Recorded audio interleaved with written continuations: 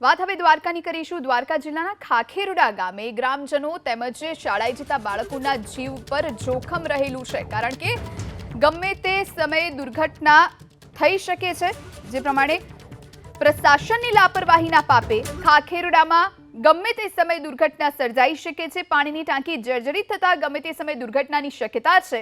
ગામ લોકો અને વિદ્યાર્થીઓ જીવના જોખમે પસાર થવા માટે મજબૂર। રજૂઆત છતાં જર્જરિત પાણીની ટાંકી ન ઉતારાયાનો સ્થાનિકોએ આરોપ લગાવ્યો છે। આપ જોઈ રહ્યા છો આ કેટલી જૂની, કેટલી જર્જરિત હાલતમાં પાણીની ટાંકી છે, એટલે ત્યાંથી આસપાસથી પસાર થતા જે ગ્રામજનો કે સ્થાનિકો છે કે પછી શાળાએ જતા નાના બાળકો છે, ગમે તે ઘડીએ જો આ ટાંકી નીચે પડે, ધસી પડે અને ત્યાંથી પસાર થતા લોકો સાથે પણ દુર્ઘટના સર્જાઈ શકે છે। એટલે તુરંત તાત્કાલિક ધોરણે પ્રશાસન આ પાણીની ટાંકી નીચે ઉતારી લે એ હવે જરૂરી બન્યું છે। સ્થાનિકો પણ અનેકો વખત રજૂઆત કરી ચૂક્યા છે।